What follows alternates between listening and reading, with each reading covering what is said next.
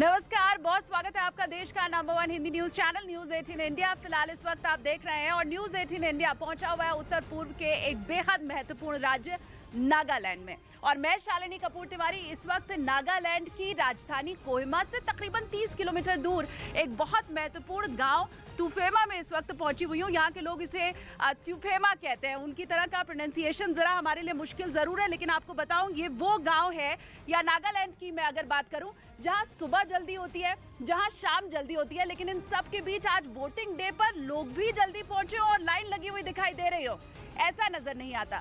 ये जरा आप देख लीजिए, यहाँ पर गवर्नमेंट मिडिल स्कूल तुफेमा के बाहर इस वक्त मैं यहाँ मौजूद हूँ। लाइन यहीं से लगनी शुरू होगी जब लोग पहुंचेंगे वोटिंग के लिए। ये जरा मैं आपको दिखा दूं, इधर मेल और फीमेल अलग अलग लाइन के लिए ये बंदोबस्त जरूर किया गया है, लेकिन अभी तक यहाँ लोग पहुंचे हैं नहीं, वो मुझे दिखाई दे नहीं रहा है।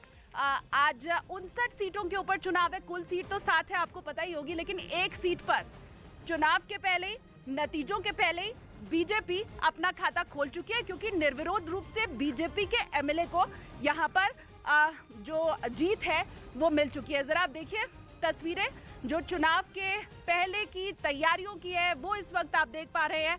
नागालैंड में जितने भी पोलिंग बूथ बनाए गए हैं वो सभी स्कूल में बनाए गए हैं। और महत्वपूर्ण जानकारी एक ये भी है इन सब के बीच कि जितनी भी कुर्सियां, टेबल, बेंच इस चुनाव में इस्तेमाल किया जाएगा, वो चुनाव खत्म होने के बाद इन स्कूलों को ही दे दिया जाएगा। वो सिर्फ तुफेमा की बात नहीं है, पूरे नागालैंड की बात मैं बता रही हूँ आपको। अब जरा अंदर चल के भी हम देखने की कोशिश करते हैं और जरा जो अधिकारी यहाँ पर हैं, आइए उनसे अगर हमारी बात हो पाए तो वो भी ज़रूर हम करने की कोशिश करेंगे। ये आप देखिए तैयारियां पूरी हो चुकी हैं। सर, हम अंदर अगर आ जाएं 2 मिनट के लिए, क्योंकि अभी कोई पहुंचा नहीं है।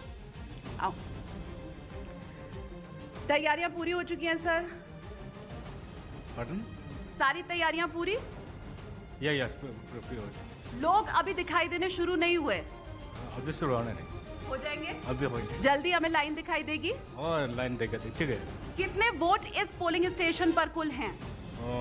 अभी तो 851 कुल वोट है। मुख्यमंत्री भी आएंगे यहीं पर? Pardon? मुख्यमंत्री सीएम नेफ्यू रियो साहब Hearing that he will come.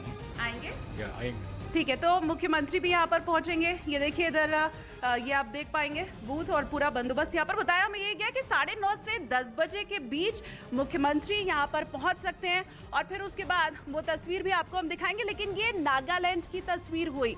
उत्तर पूर्व के एक बेहद महत्वपूर्ण दूसरे राज्य में भी आज चुनाव है, मेघालय में। मेरी सहयोगी रीमा वहां पर मौजूद है, जरा वहां की तस्वीरें भी आपको दिखा देते हैं।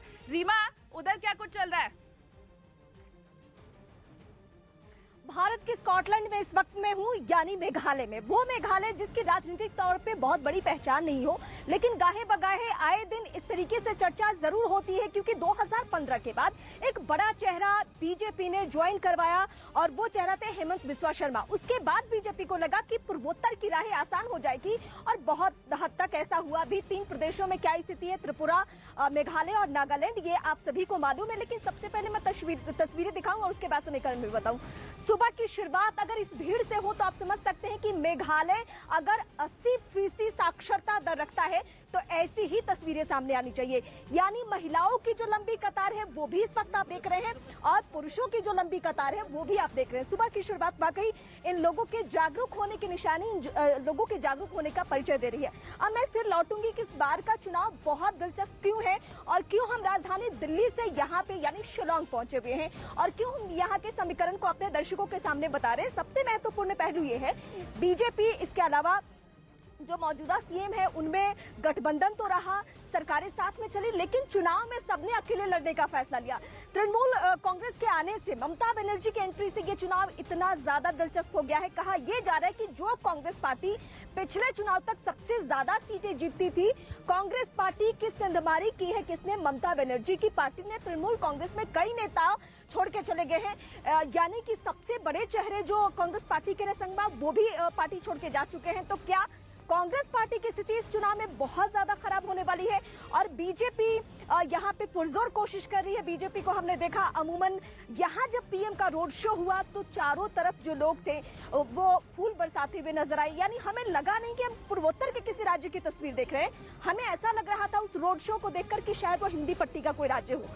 तो ये इस बार के चुनाव में हमने बदलाव देखी है।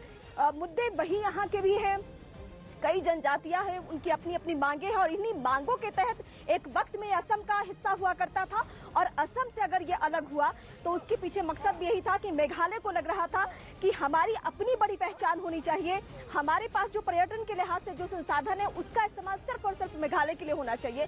लेकिन ये फिर से मैं तस्वीरों पे फोकस करूंगी। वाकई देश की राजधानी दिल्ली या उसके आसपास के राज्यों के लोग जो पूर्वोत्तर के चुनाव में दिलचस्पी रखते हैं वो इन तस्वीरों को देखकर बेहद खुश हो रहे होंगे। उनको लग रहा होगा कि हाँ, जिस तरीके से वहां लोग चुनाव में दिलचस्पी लेते हैं, वोटिंग में दिलचस्पी लेते हैं, अपने अधिकार को समझते हैं, अपने मताधिकार के वैल्यू को समझते हैं, ये लोग भी ठीक वैसे ही हैं। मैं शालिनी का एक बार फिर से रुख करूंगी।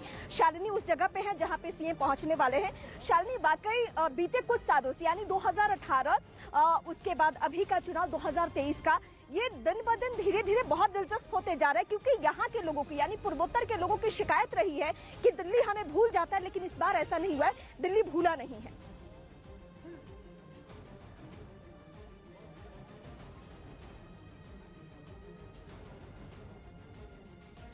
तो एक बार फिर मैं तस्वीरें आपको दिखाऊंगी, फिर से तस्वीरें दिखाऊंगी कि यहाँ पे वोटिंग शुरू हो चुकी है। ये लंबी कतारों की तस्वीर इस वक्त आप देख रहे हैं, ये जहां तक आपकी निगाह जाएगी। मैं चाहूंगी कि पंकज जरा उधर भी कैमरा मूव करके दिखाइए।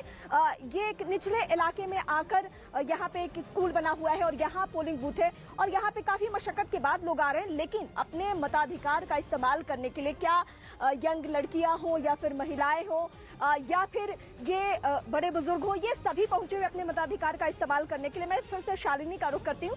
शालिनी, वहां से आप खास तस्वीरें दिखाएंगी, एक बार फिर से उस गांव की तस्वीरें दिखाइए जहां सीएम पहुंचने वाले हैं। बिल्कुल, यहाँ की तस्वीरें हम दिखाएं उसके पहले जो बड़ी खबर है वो दर्शकों को बता देते हैं। बड़ी खबर ये कि मतदान शुरू हो चुका है।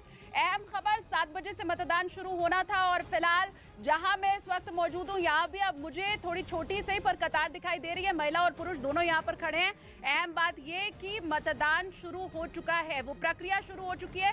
एक एक करके लोग अंदर जा रहे हैं और बाकी लोगों को बाहर जो सुरक्षा बल है वो रोक कर यहाँ पर रखे हुए हैं। अहम खबर इस वक्त की कि मतदान की जो प्रक्रिया है वो शुरू हो चुकी है। जैसे मैंने आपको बताया था कि आप दिल्ली, नोएडा या देश के बाकी किसी राज्य में बैठ करके अगर इस चुनाव को देख रहे हैं तो यहाँ तो पूरी तरह से सूर्योदय और सूर्य की किरण वो सुबह 5:30 बजे 5 बजे से ही आनी शुरू हो चुकी थी। लेकिन ये जो अब लंबी कतार आपको लगी हुई दिखाई दे रही है, ये मतदान के लिए, अपने मताधिकार का इस्तेमाल करने के लिए अंदर एक एक करके लोग पहुंच रहे हैं। वो तस्वीरें आपको फिलहाल हम दिखा रहे हैं। नागालैंड के बड़े महत्वपूर्ण फैक्ट्स हैं और वो ऐसे फैक्ट्स हैं जो चुनावों के वक्त अगर आप जानेंगे तो आपको बड़ा अच्छा भी लगेगा और ऐसा भी समझ आएगा कि क्या वाकई ऐसे राज्य भी हैं भारत के अंदर। एक बहुत छोटे से ब्रेक के लिए यहाँ पर हमें रुकना पड़ रहा है, लेकिन वापस लौटेंगे तो ये जो चुनावी महाकवरेज है, नागालैंड और मेघालय, वो राज्य जो लगभग अछूते रहते हैं उत्तर भारत से या जिनके बारे में कहा और सुना कम जाता है, आज पूरा दिन आपको बताते रहेंगे।